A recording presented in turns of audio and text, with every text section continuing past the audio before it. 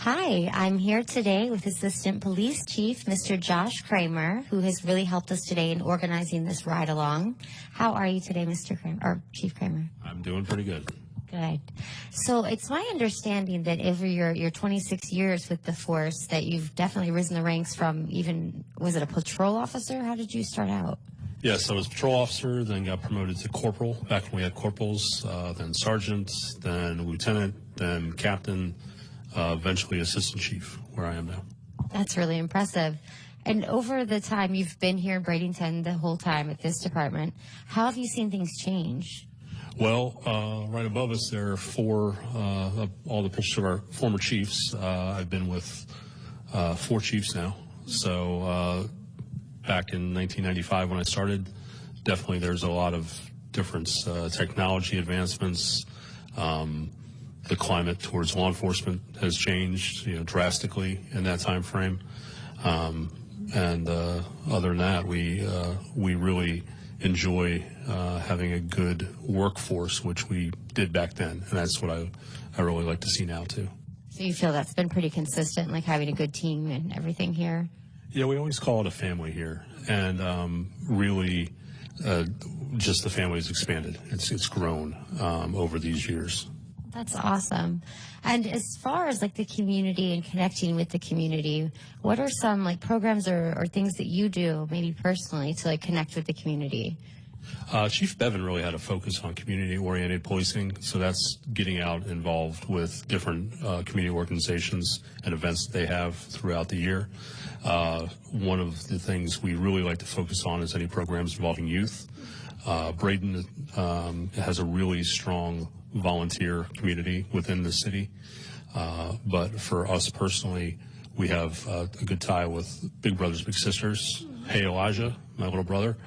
He and I have been together for 5 years now, and it's really been fun. And we have several officers involved in that, involved with Take Stock in Children and other Boys and Girls Club. We have a lot of different activities we like to participate in. Why do you think it's so important for the youth to understand that you guys, you're role models and not to be seen? I know in some environments they're thought that, police are just there to pull you over, and you guys are so much more than that. I mean, you're our community heroes. So, why do you think that's important for the children to understand? Well, thank you for that. Basically it's communication. It's they're people. We're people. We need everyone to understand that. And, yes, we have a uniform. Yes, we can be imposing.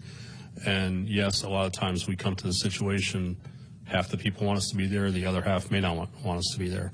But we're there because we were called for help.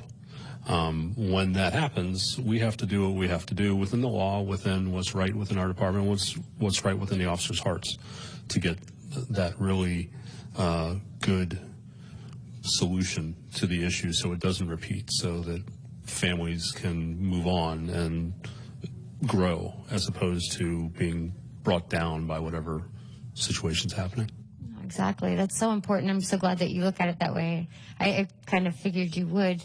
But as far as like when you're recruiting or you're looking for an officer, you have new recruits come in, what do you feel are some of the most important qualities in a great police officer for your team? Honesty. That's the biggest thing. You look at everybody's past. Everybody has something that's happened in their past. Own up to what you've done. Own up to what has put you where you are, because it helps build who you are. You can, again, just like those situations with families, you can either let that bring you down and go down a path that isn't going to probably put you in front of us wanting to be an officer, or it's going to build you up. And really, that personal growth that for a lot of our officers, they're very young. We have 19, 20-year-old officers that are brand new to really being on their own, having to pay their own bills and living, as adults that are taking on a very, very stressful, very important job that everyone is going to be looking at them. They are in the spotlight. I mean, I'm in the spotlight at your camera right now, but they're in the spotlight all the time.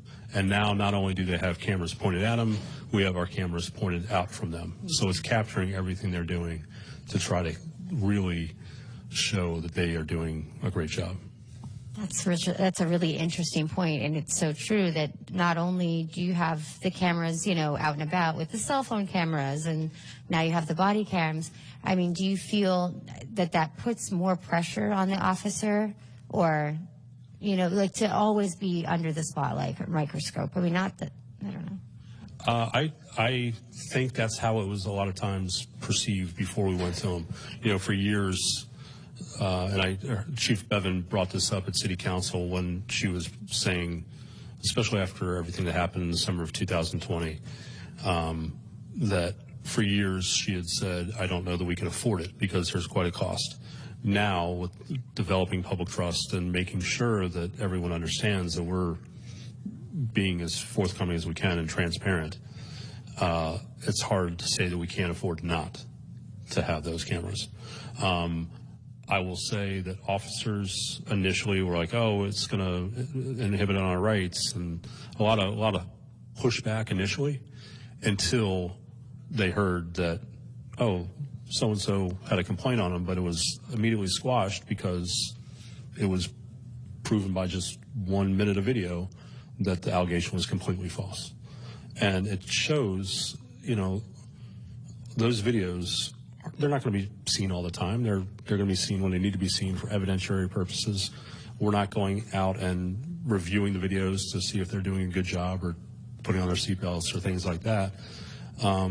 We're only there to have that as evidence.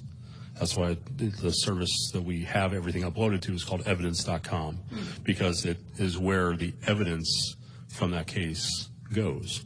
And that's all that is to be looked at as an additional tool to tell the story as it's told to us on scene.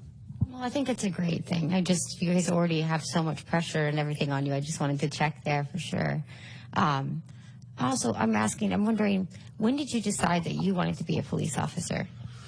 It's a good question.